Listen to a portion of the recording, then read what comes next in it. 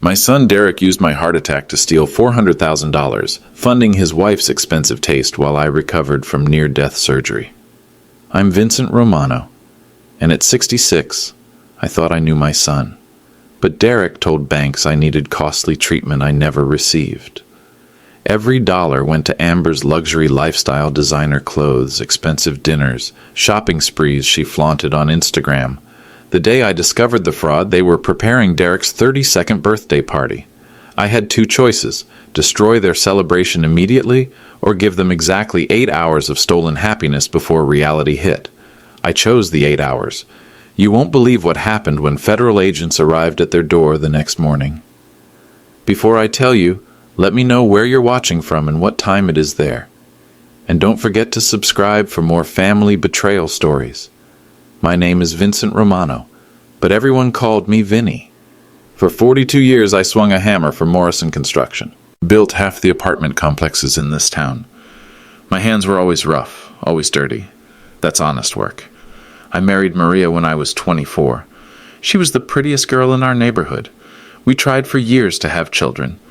When Derek finally came along, we thought we'd won the lottery. He was everything to us. Maria died 8 years ago. Cancer took her slowly, painfully. I spent our entire savings trying to save her. Experimental treatments, private doctors, anything that might buy us more time. Nothing worked. After the funeral, it was just Derek and me. I thought grief might bring us closer. Instead, Derek started pulling away. He'd visit less, call less. Always had some excuse, some crisis that needed my help. I worked construction until my back gave out at 64. The pension wasn't much, but I had Social Security. I lived carefully, spent little. Every dollar mattered now. My chest started feeling tight during Derek's wedding 3 years ago. I ignored it. Stress, I thought. Watching your only son marry someone who looked at you like you were already dead. But I didn't want to spoil their day. I swore I'd never be a burden to anyone. That promise almost killed me. Derek always struggled. In school, with jobs, with money. Every few months he'd show up at my door with another sob story. Car repairs, rent money, business loans that fell through. I always helped. What else could I do? He was my son. After high school, Derek tried construction. Lasted 3 months. Too hard, he said. Then he tried sales. Commission only. Made decent money for a while, then nothing. Always feast or famine with Derek. When he met Amber, I hoped she'd settle him down. She was beautiful, confident, seemed to have her life together. She worked as a personal shopper for wealthy ladies. Always dressed perfectly. Always knew the right things to say. Their wedding cost more than my annual pension. Derek asked if I could help with expenses. Of course I said yes. It was my only son's wedding. After the marriage, Derek started 3 different businesses. A landscaping company, then house flipping, then some kind of consulting firm. Each one failed within 2 years. Each time he came to me for help, I gave him money for equipment. I co-signed loans. I even let him use my address for business credit. Fathers do these things. But something changed after each failure. Derek became more demanding, less grateful, and Amber started making comments about my simple lifestyle. I thought marriage would settle him down. I was wrong about everything. After Maria died, I simplified everything. Sold our big house, moved to a small apartment, used the proceeds to pay off Derek's business debts. Again. My monthly budget was tight but manageable. Pension, Social Security, a small savings account. I shopped at discount stores, cooked simple meals. I didn't need much. Amber made jokes about my frugality. "Vinny's so careful with money," she'd tell people. "He still has the first dollar he ever made." Everyone would laugh. I'd smile along, but her jokes got sharper over time. "When are you going to start living a little, Vinny? You can't take it with you." She'd say this in front of neighbors, at family gatherings. Derek never corrected her. I had exactly $47,000 in savings. My safety net after 42 years of work. That money represented security, independence. It meant I'd never have to ask Derek for help. The bank statement sat in a shoebox on my kitchen table. I checked them every month, balancing every penny, old habits from Maria's medical bills. I kept all my important papers in a fireproof box. Birth certificate, social security card, insurance policies, bank documents. Everything organized, everything labeled. Maria always said I was obsessive about paperwork, but I never imagined Derek was planning something, I trusted him completely. That trust almost destroyed me. It happened at 3:17 a.m. on a Tuesday. I remember the exact time because I was staring at the clock when the pain hit. It felt like someone was crushing my chest with a sledgehammer. Every breath was agony. My left arm went numb, then my jaw. I knew what this was. I managed to call 911 before I collapsed. The operator kept me talking until the paramedics arrived. "Stay awake, sir. Help is coming." In the ambulance, I flatlined twice. For 6 minutes total, I was clinically dead. The paramedics brought me back both times. Later, they said I was lucky to survive the ride to the hospital. The emergency room was chaos. Doctors, nurses, machines everywhere. Someone cut off my clothes. IV needles in both arms, electrodes on my chest. I heard words like massive, blockage, emergency surgery. Dr. Peterson, the cardiac surgeon, explained later that I'd had what they call the widowmaker, a complete blockage of the main artery. 90% of people don't survive it. I was in surgery for 6 hours. They installed 2 stents and repaired damage to my heart muscle. When I woke up in ICU, Derek was holding my hand. "Dad," he said, tears in his eyes, "we almost lost you." I squeezed his fingers. In that moment, I felt closer to my son than I had in years. Nearly dying has a way of clarifying what matters. For 6 minutes, I was clinically dead. I came back to a world I didn't recognize. Derek stayed by my bedside for 3 days. He brought coffee, magazines, anything I needed. Amber came too, bringing flowers and homemade soup. "We're going to take care of you, Vinny," she said, arranging roses in a vase. "You don't have to worry about anything." They seemed so devoted, so concerned. Derek asked intelligent questions about my medications, my recovery timeline. He wrote everything down in a little notebook. "Dad, you need to focus on getting better," Derek said. "Let me handle the practical stuff. Bills, insurance claims, paperwork." That's what family is for. I was grateful. The medication made me groggy, confused. Simple tasks felt overwhelming. Having Derek manage things felt like a blessing. A social worker visited to discuss my discharge plan. Derek did most of the talking. "My father will need ongoing care," he explained. "I'll be coordinating with his doctors, making sure he takes his medications."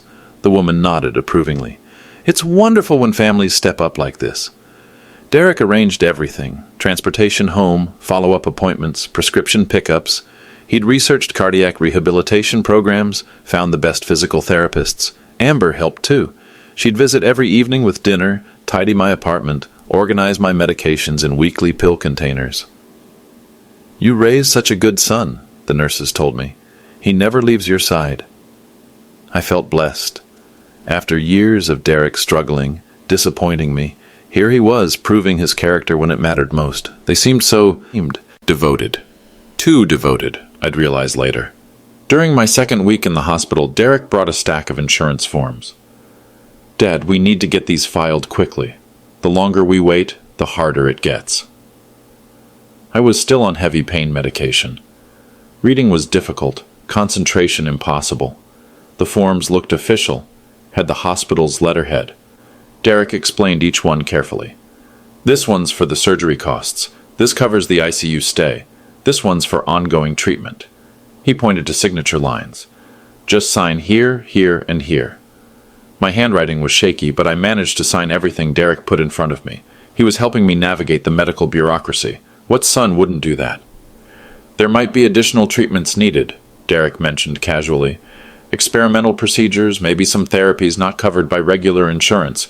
We want to make sure you get the best care possible." I nodded. That made sense. Derek was thinking ahead, preparing for contingencies. He also brought financial documents. "Dad, I think I should have temporary power of attorney while you recover. Just to pay bills, handle day-to-day stuff. Nothing major." That seemed reasonable. Derek was already managing my affairs anyway. Amber witnessed my signature on the power of attorney paperwork. "It's just temporary," she assured me, "until you're back on your feet." I signed that too. What choice did I have? I could barely stay awake for 10 minutes. Looking back, I was grateful for help, too grateful to ask questions. Derek collected all the signed documents carefully. "I'll get these processed right away, Dad. Don't worry about anything." I trusted him completely. That was my first mistake. Coming home was supposed to feel like progress. Instead, I felt like a stranger in my own apartment. Derek had reorganized everything for efficiency. My important papers were moved to a new filing system. My bank statements were digitized to reduce clutter. My mail was being forwarded to Derek's address temporarily. Just until you're feeling better, Dad. I'll bring you anything important. Derek visited every day, sometimes twice. He'd bring groceries, cook simple meals, check my medications. Amber came most evenings with dinner and cheerful conversation. "You're looking stronger every day, Vinny," she'd say, fluffing my pillows. "Soon you'll be back to your old self." But I wasn't getting stronger. The medications made me dizzy, nauseous. Some days I could barely get out of bed. Derek said this was normal for cardiac patients my age. "Recovery takes time, Dad. The doctors said 6 months minimum before you'll feel normal again." Derek had contacted my bank, my insurance company, my pension administrator. "I'm handling everything," he assured me. "You just focus on healing." He showed me simplified monthly summaries instead of actual statements. "Too much paperwork is stressful for cardiac patients," he explained. "Stress is bad for your heart." Everything Derek said sounded reasonable. He was protecting me, managing my affairs, taking care of details I couldn't handle. The apartment felt peaceful, quiet. Derek had even disconnected my landline phone. "Too many spam calls. We don't want anything disturbing your rest." I felt blessed to have such caring family. They were thinking of everything.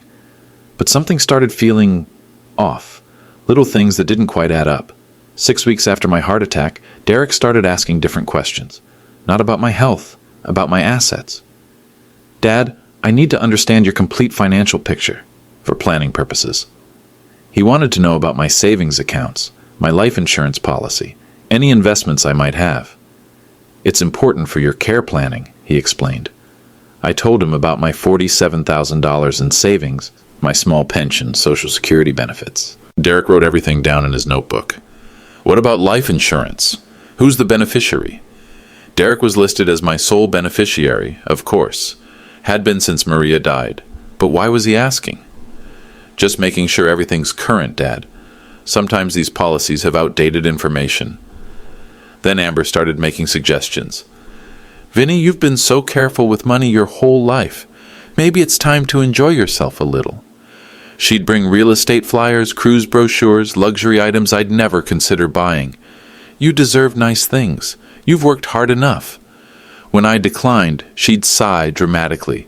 "You can't take it with you, Vinny. What's the point of having money if you never spend it?" Derek would nod along. "Dad, Amber's right. You should consider living a little." They said it was for my own good. They were trying to help me enjoy life. But their questions made me uncomfortable. Something felt calculated about their concern. Amber's comments about my lifestyle became more frequent, more pointed. "Vinny, this apartment is so outdated. You need better furniture, a nicer television, something comfortable for your recovery." When I said I was comfortable with what I had, she'd exchange glances with Derek. "Dad, you're being stubborn. Your current furniture isn't good for someone recovering from cardiac surgery." They started bringing items without asking. A new recliner chair, an expensive coffee maker, premium groceries I'd never buy. "Early birthday gifts," Amber would say. When I protested the expense, Derek got frustrated. "Dad, you have money sitting in accounts earning nothing. Why not use it for things that improve your quality of life?" Amber would add, "Hoarding money unnecessarily isn't healthy, Vinny. It creates stress, and stress is bad for your heart." They had an answer for everything.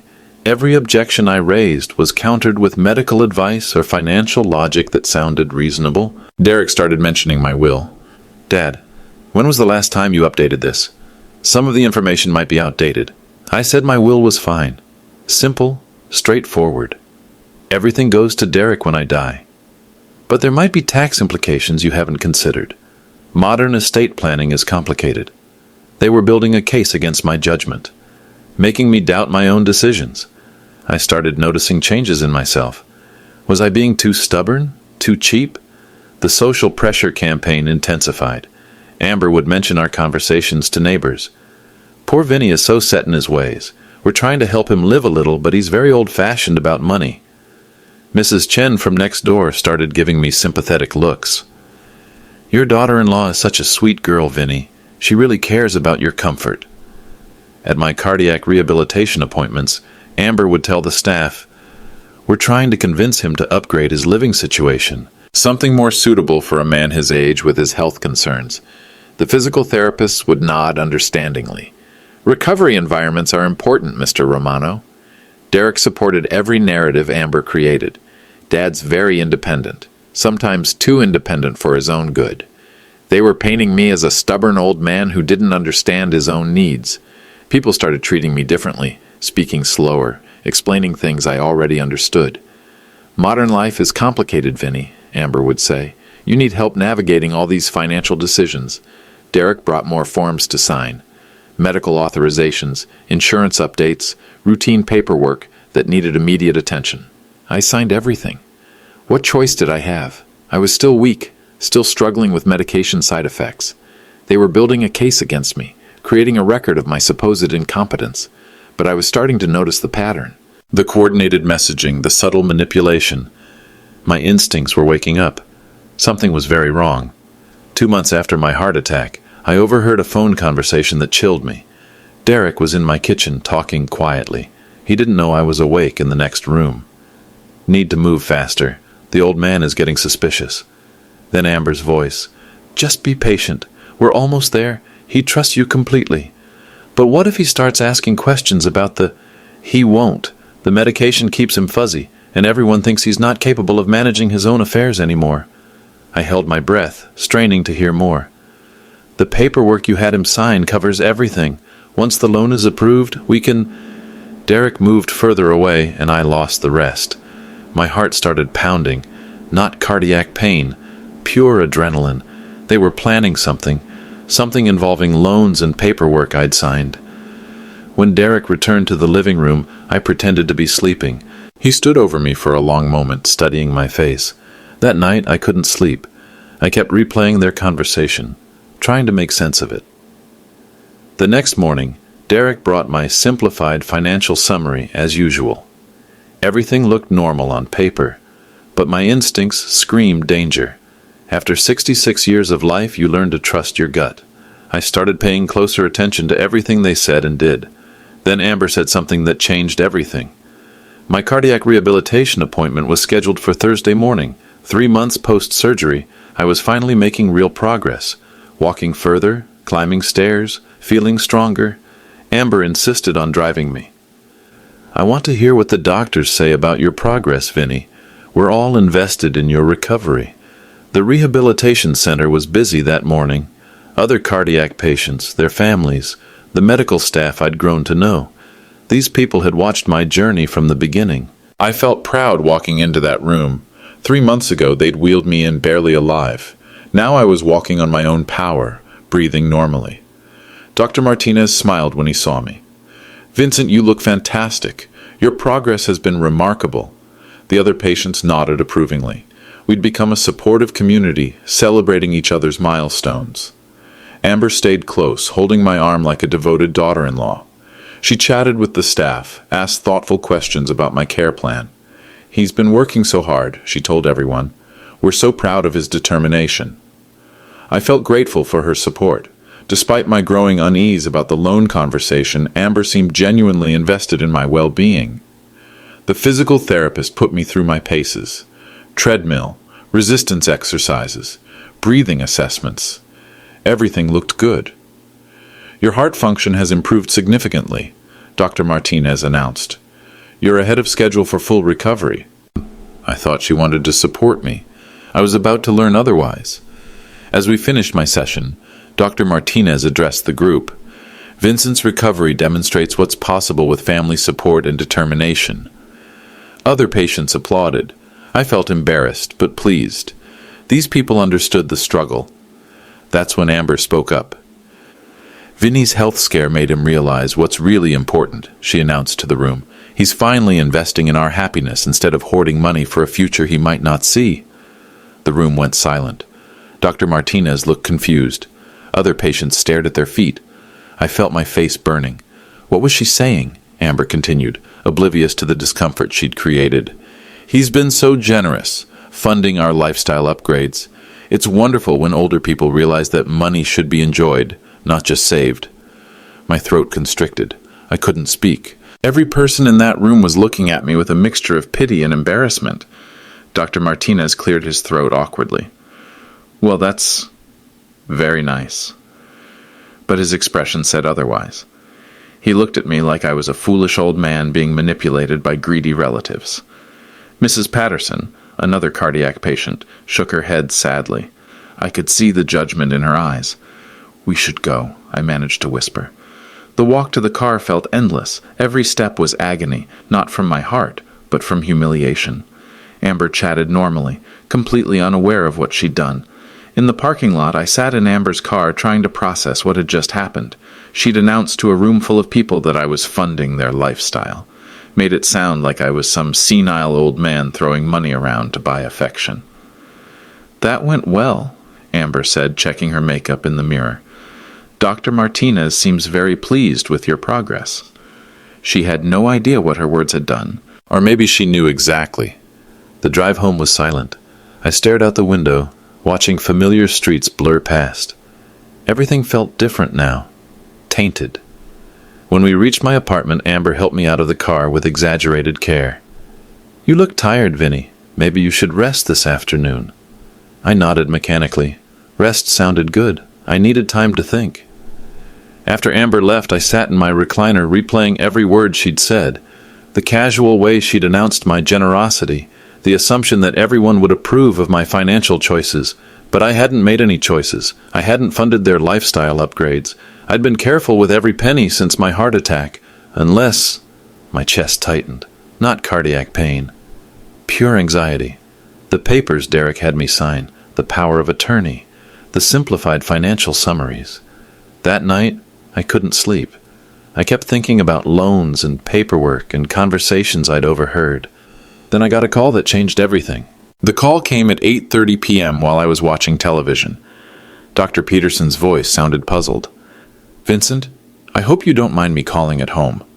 I have a question about your ongoing treatment. My ongoing treatment. I wasn't receiving any ongoing treatment beyond standard cardiac rehabilitation. I got a call today from a financial administrator asking about the expensive experimental therapy you're receiving. They wanted to verify the medical necessity. My blood went cold. What experimental therapy? Dr. Peterson paused. Aren't you undergoing some kind of advanced cardiac intervention? The administrator mentioned costs of several $100,000. Doctor, I haven't received any expensive treatments, just the standard cardiac rehab program. Another pause. Longer this time. Vincent, someone has been representing you to financial institutions, claiming you're receiving costly medical interventions. They mentioned stem cell therapy, experimental surgical procedures. My hands started shaking. I never authorized anyone to say that. This is very concerning.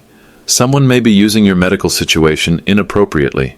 I think you need to check your financial accounts immediately. After hanging up, I sat in stunned silence. Someone was using my heart attack as cover for something.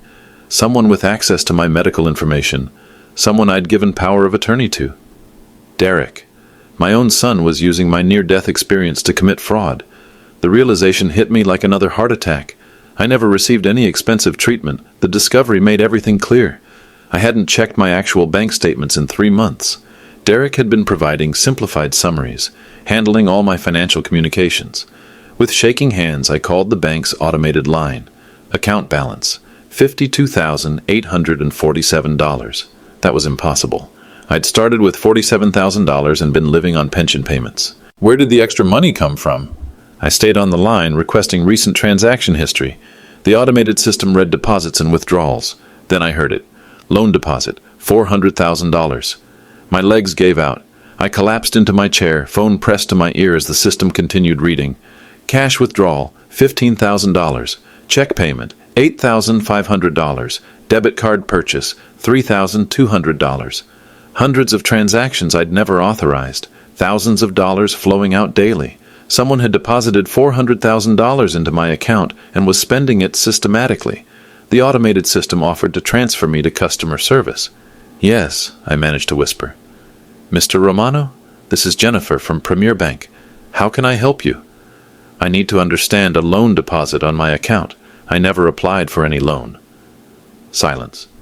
Then, sir, You signed for a personal loan 3 weeks ago. Medical emergency loan for ongoing cardiac treatment. I never signed for any loan. Sir, I have your application here. Signed and witnessed. Your son Derek Romano was listed as emergency contact. The room started spinning. Derek had forged my signature, used my heart attack as justification. How could this be possible?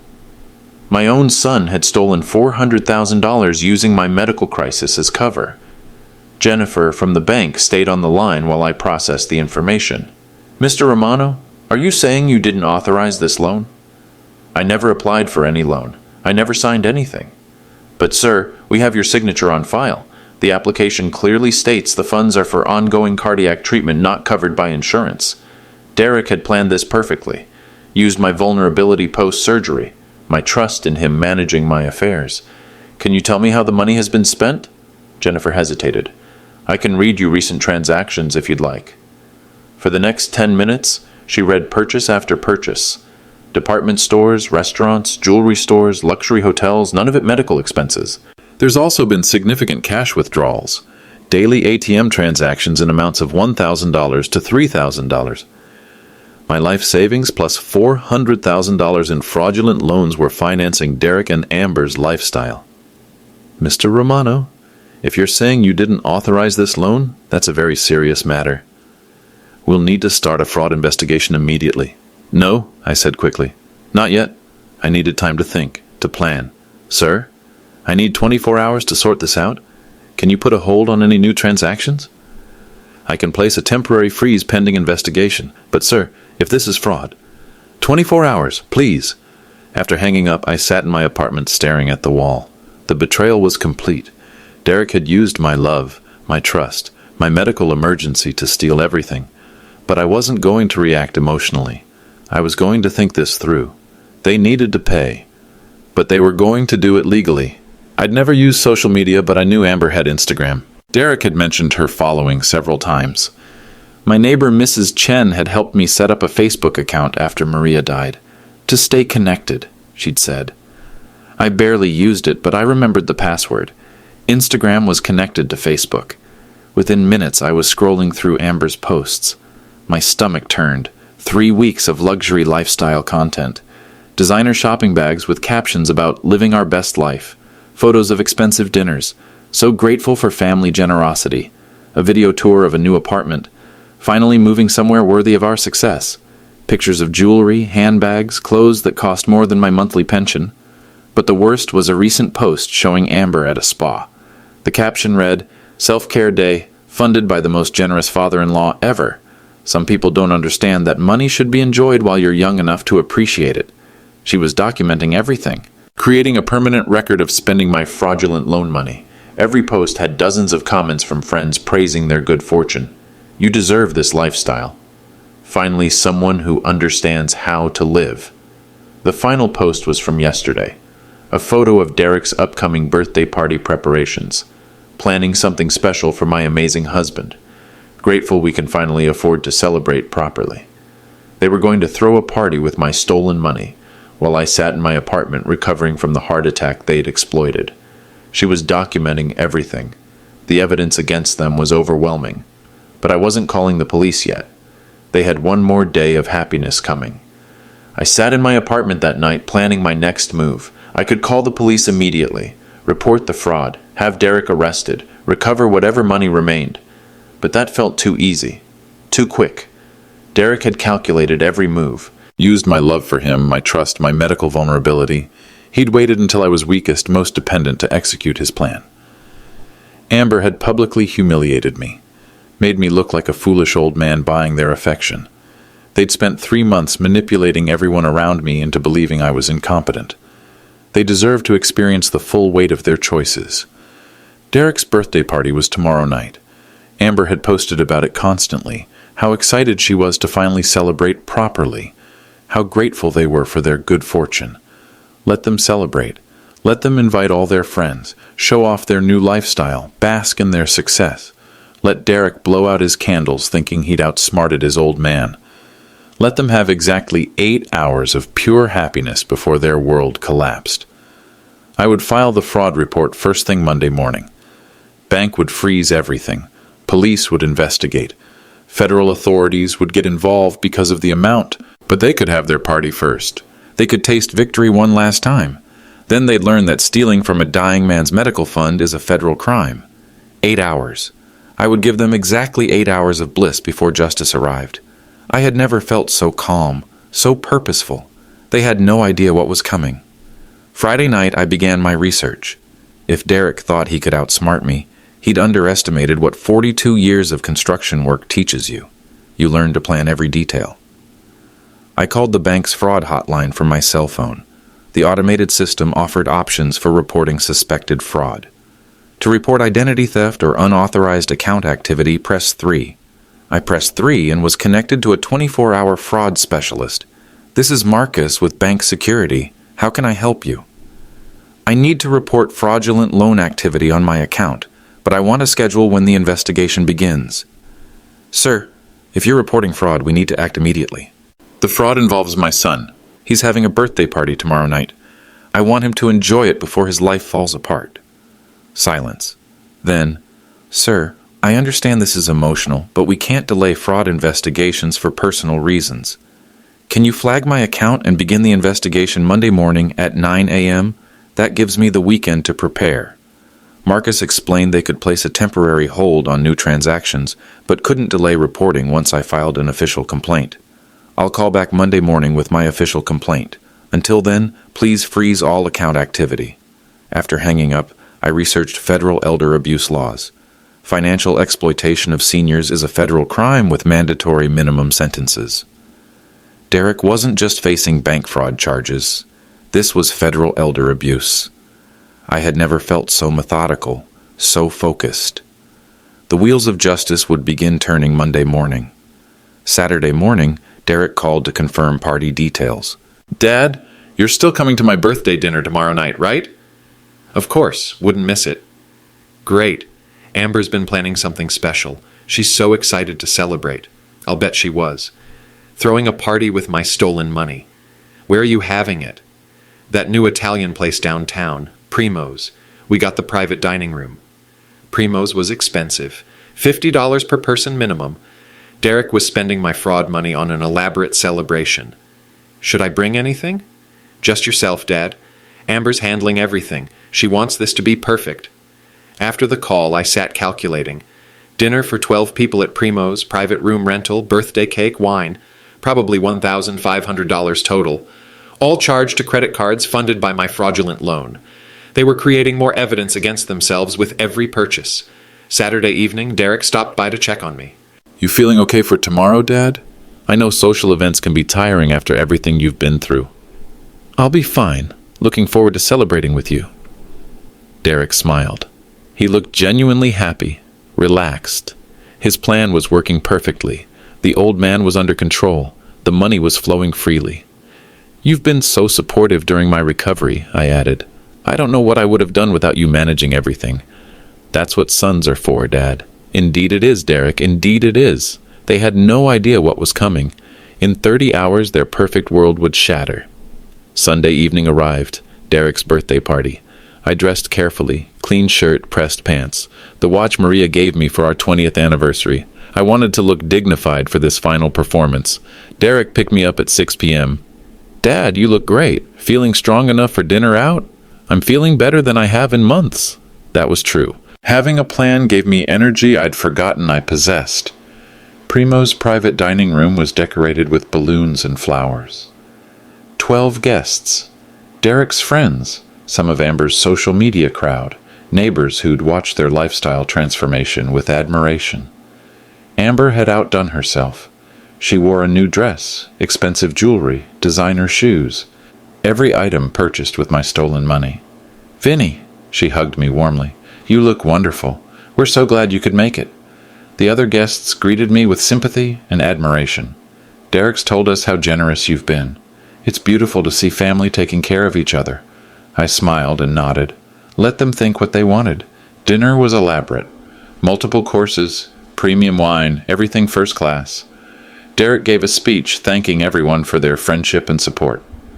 This has been an incredible year for Amber and me. We've been blessed with family support that allowed us to really start living our dreams." He raised his glass. "To new beginnings and the people who make them possible." Everyone toasted. I lifted my water glass and smiled. 6 hours left. I almost felt sorry for them. Their happiness was genuine, their gratitude sincere. They truly believed they'd earned this lifestyle. At 10 p.m., they brought out Derek's birthday cake, 32 candles. Amber had ordered it from the most expensive bakery in town. Everyone sang happy birthday. Derek closed his eyes, made a wish, blew out all the candles. "What did you wish for?" someone asked. Derek grinned. "More years like this one. I've never been happier." Amber kissed his cheek. "You deserve all the happiness in the world." People took photos, posted them on social media. More evidence of their fraudulent lifestyle celebration. As cake was served, I checked my watch. 10:30 p.m. In 10.5 hours, I'd make my call to the bank. The investigation would begin immediately. Asset freezes, federal involvement, criminal charges. Derek caught me checking the time. "Dad, are you getting tired? I can drive you home whenever you're ready." "I'm fine, enjoying watching everyone have fun." And I was. There was something peaceful about knowing this was their last night of stolen happiness. Amber clinked her glass, drawing everyone's attention. "I want to make a toast to Vinny," she announced, "for showing us that family means supporting each other's dreams."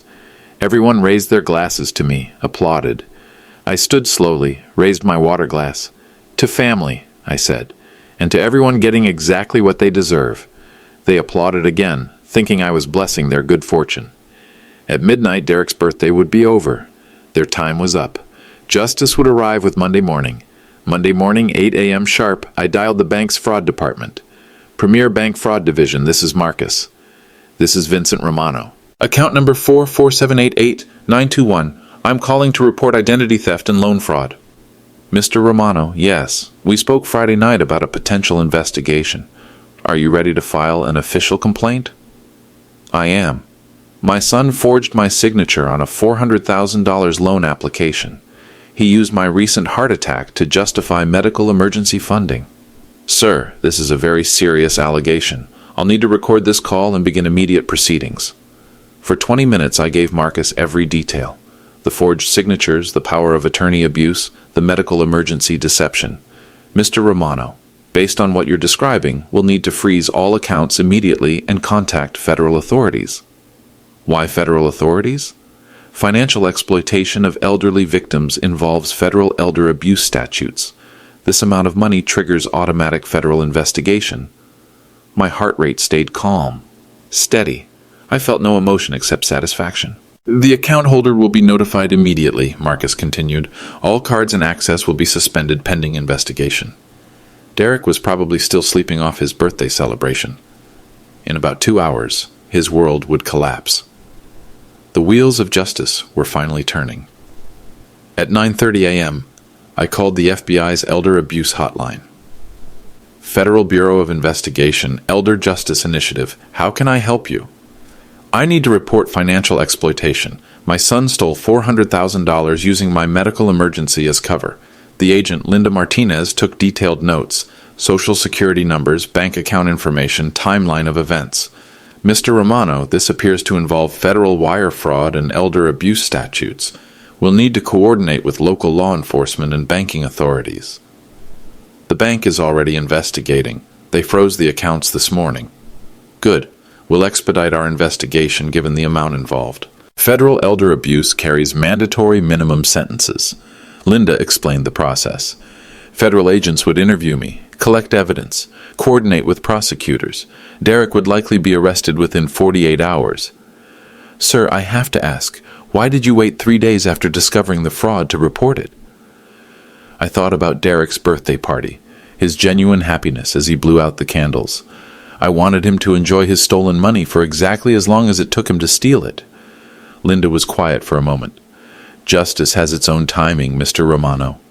After the call, I made coffee and waited. Derek would call soon. His credit cards had been declined. His bank accounts were frozen. His perfect world was dissolving in real time. I had never felt so calm. The phone rang at 11:17 a.m. "Dad?" Derek's voice was shaking. "Something's wrong with the bank. They froze our accounts, saying there's some kind of investigation." "Really? What kind of investigation?" "They won't tell me." Just that all account activity is suspended pending a fraud review. Dad, this is serious. What if someone stole your identity?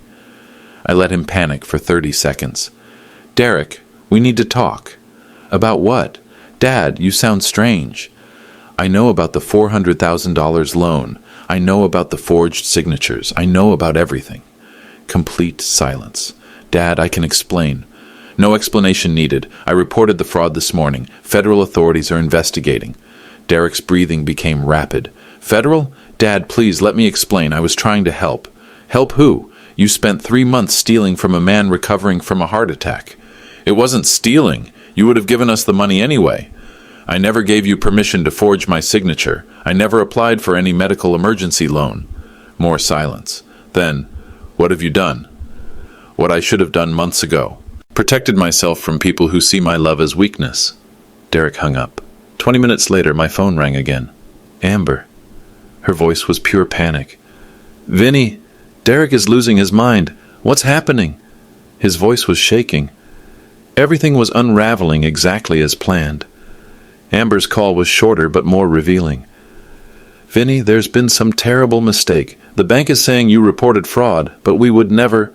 Amber, you documented everything on Instagram.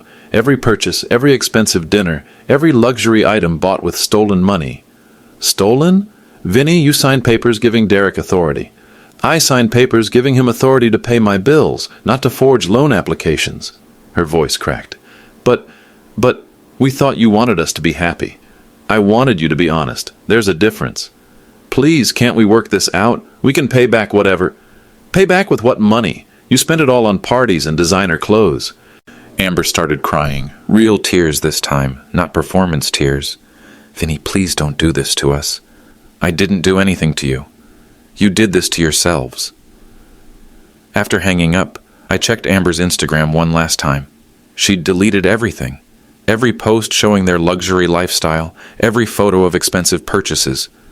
But screenshots last forever, and federal investigators know how to recover deleted social media content. Deleting the evidence only proved they knew their lifestyle was fraudulent. At 2 p.m., my doorbell rang. 2 federal agents with badges and serious expressions. Derek and Amber's stolen paradise was officially over. But this was just the beginning of their consequences. Special Agent Williams and Agent Chen were professional but thorough. They spent 3 hours in my apartment, recording my statement, collecting evidence. Mr. Romano, this is one of the clearest cases of elder financial abuse we've seen. Your son created an elaborate fraud scheme using your medical vulnerability. I provided everything. The forged documents, the power of attorney abuse, the Instagram screenshots I'd captured. Federal charges include wire fraud, elder abuse, and identity theft. Your son is looking at significant prison time. Agent Chen showed me photos from Derek and Amber's apartment. Federal marshals had executed a search warrant that morning, seizing luxury items purchased with loan money. Designer handbags, jewelry, electronics, expensive clothes, everything bagged and tagged as evidence. They took everything, Agent Williams explained. Federal asset forfeiture laws allow us to seize anything purchased with proceeds from criminal activity. Derek had called me 17 times since the agents arrived. I didn't answer. Mr. Romano, your son will likely be arrested tomorrow morning. His wife may face charges as an accomplice, depending on her level of involvement. The agents were matter-of-fact, professional. This was routine work for them. For Derek and Amber, it was the end of everything they'd built on stolen money. The U.S. Attorney's Office will contact you about testifying before a grand jury, Agent Chen said as they prepared to leave. They took everything. The evidence against Derek was overwhelming. Derek showed up at my door at 6 p.m. He looked destroyed. Dad, please, we need to talk. I let him in but stayed standing. I wasn't going to make this comfortable. The agent said you're pressing charges. Dad, I'm your son.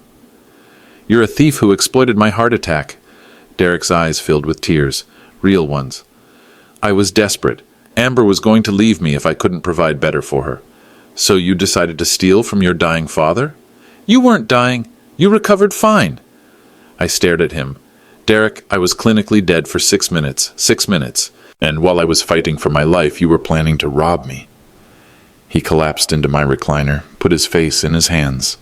I didn't plan it. It just happened. You signed those papers, and I realized I could help both of us. Help both of us? How did stealing $400,000 help me? You would have spent it on us anyway. Eventually. The logic of a child. Take now, justify later. Derek, you forged my signature. You lied to banks. You let everyone believe I was senile. I never said you were senile. Amber told my cardiac rehabilitation group that I was funding your lifestyle because I might not have a future to save for. Derek winced. He hadn't known about that particular humiliation. Dad, please, can't we fix this somehow? The desperation in his voice was genuine, but it was 30 years too late. Derek tried every argument, every manipulation tactic he'd learned over the years. Dad, think about Mom. What would she want? Would she want her family destroyed over money?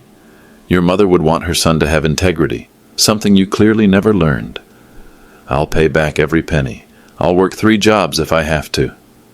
Pay back with what? You spent it all on parties and luxury items. Derek's desperation grew more frantic. Dad, I'll lose everything. My job, my marriage, my reputation. Is that what you want? I want you to face the consequences of your choices. You're destroying your own family. You destroyed our family the moment you decided to exploit my medical emergency for profit. Derek stood up, anger replacing desperation. Fine. You want to be alone? You want to die alone in this apartment with no family? You got it. Derek, I've been alone since the day you decided I was more valuable as a victim than as a father. He stormed toward the door, then turned back. I hope you're happy. I hope this justice you want is worth losing your son forever. Derek, I lost my son 3 months ago when he forged my signature. The person you've become isn't my son anyway. He slammed the door so hard the frame rattled. 30 minutes later, I heard sirens outside. Amber had attempted suicide with an overdose of prescription pills. She finally understood the reality of their situation. Federal prison was coming. The news of Amber's suicide attempt spread quickly through our neighborhood. Mrs. Chen knocked on my door the next morning. Vinny, I heard about Derek and Amber. Are you okay? I was fine. Sad, but fine. Over the next few days, neighbors, former co-workers, and people from my cardiac rehabilitation group called or visited. Everyone had the same reaction. Vinny, we're so sorry. We had no idea they were taking advantage of you. Dr. Martinez from the rehabilitation center called personally. Vincent, I want to apologize. When Amber made those comments about funding their lifestyle, I should have recognized the warning signs. Doctor, you couldn't have known. Elder financial abuse often hides behind family caregiving. I should have been more alert. The local newspaper ran a story about federal elder abuse charges. Derek's name was mentioned, along with details about the $400,000 fraud. People I barely knew stopped me in grocery stores to offer support. We're proud of you for standing up to them. It takes courage to prosecute your own family. But the response I treasured most came from Maria's sister, Rosa. She called from Phoenix. Vinny, Maria would be proud of you. She always said Derek needed to learn accountability. Rosa was right. Maria had worried about Derek's character, his tendency to take shortcuts. The community support felt like warm sunshine after months of manipulation and isolation. I wasn't alone. Good people recognized justice when they saw it. Derek's arraignment was scheduled for the following Tuesday. Federal court, serious charges, mandatory sentencing guidelines. His lawyer called me Monday evening. Mr. Romano, this is David Chen, representing your son. Would you consider a plea agreement? What kind of plea agreement? Derek pleads guilty to reduced charges, serves 18 months minimum, pays full restitution. In exchange, you provide a statement about his character, ask for leniency. I thought about it for exactly 10 seconds. No. Sir, your son made a mistake. A serious mistake, but prison will destroy his life. He destroyed his own life when he exploited my medical emergency. Mr. Romano, please consider. Mr. Chen, Derek spent 3 months systematically stealing from a cardiac patient. He forged signatures, lied to banks, manipulated medical information. This wasn't a mistake, it was premeditated fraud. The lawyer was quiet for a moment. What if he pays back everything? With what money? He spent it all. Derek's plea hearing was postponed twice as his lawyer tried to negotiate. But federal elder abuse charges don't disappear. The evidence was overwhelming. When Derek finally appeared in federal court, he pleaded guilty to wire fraud and elder abuse. The judge sentenced him to 4 years federal prison, followed by 3 years supervised probation. Amber received 2 years as an accomplice. Their marriage didn't survive the sentencing hearing. Justice moves slowly, but it moves completely. 6 months later, my life had found new rhythm. 6 months after Derek's sentencing, I woke up each morning feeling lighter. My routine was simple but satisfying. Coffee at sunrise, light breakfast, morning walk around the neighborhood. My cardiologist said my heart function had improved beyond expectations. Stress is a major factor in cardiac recovery, Dr. Peterson explained. Eliminating toxic relationships actually improved your physical health. I'd rejoined the cardiac rehabilitation group. Dr. Martinez welcomed me back warmly. Vincent, you've become an inspiration to our other patients. Standing up to elder abuse takes incredible courage. Other cardiac patients asked my advice. How did you know something was wrong? What warning signs should we watch for?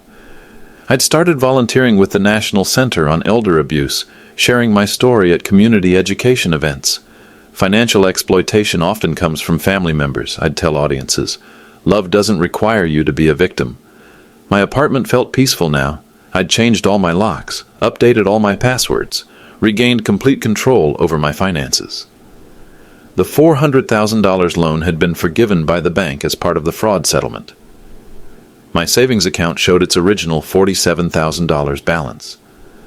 Everything stolen had been returned or compensated. But more importantly, my dignity was intact. I'd learned the difference between love and manipulation, between family and predators who share your DNA. Life had found new rhythm, quiet, purposeful, honest. Derek wrote me letters from federal prison.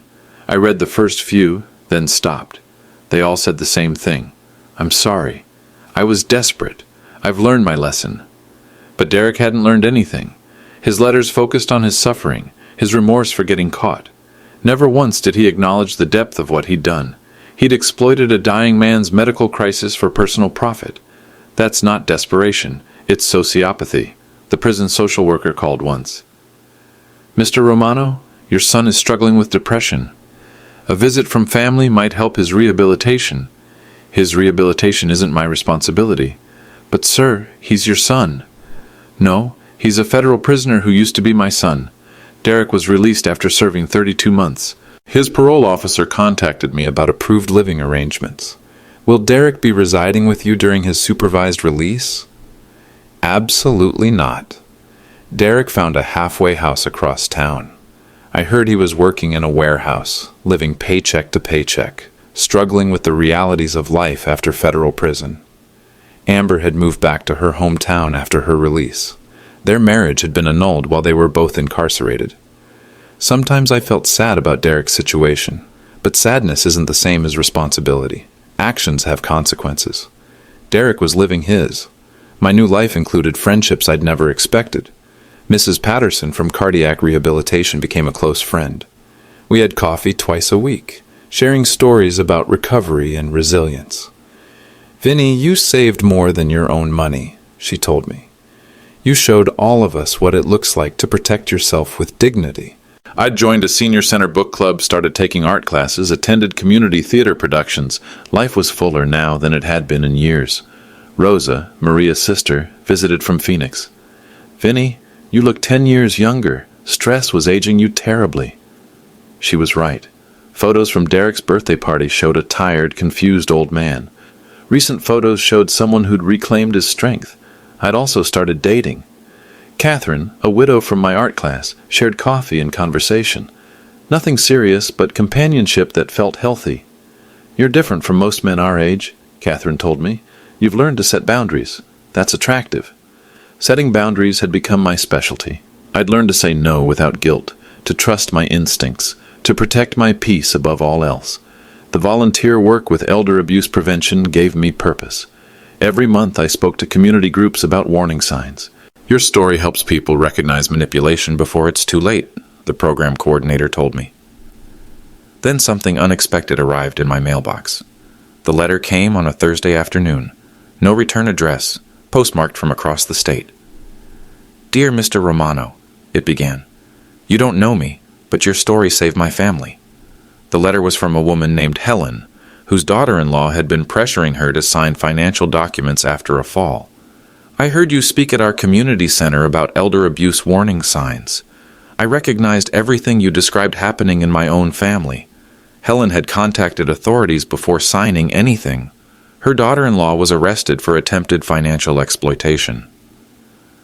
Because of your courage in speaking out, I protected my life savings and my independence. Thank you for showing us that family loyalty doesn't require being a victim. I set the letter on my kitchen table next to Maria's picture. 3 months of hell had somehow produced years of purpose. Derek's betrayal had taught me lessons about love, boundaries, and self-respect that I was now sharing with others. My story was helping prevent other families from experiencing what I'd endured. That evening, I called Rosa in Phoenix. Rosa, I think I understand now why this happened. Not the theft, that was pure greed, but why I survived it. Why I found the strength to fight back. Why, Vinny? So other people wouldn't have to suffer alone. Love doesn't mean being a victim. Sometimes it means having the courage to stop being one.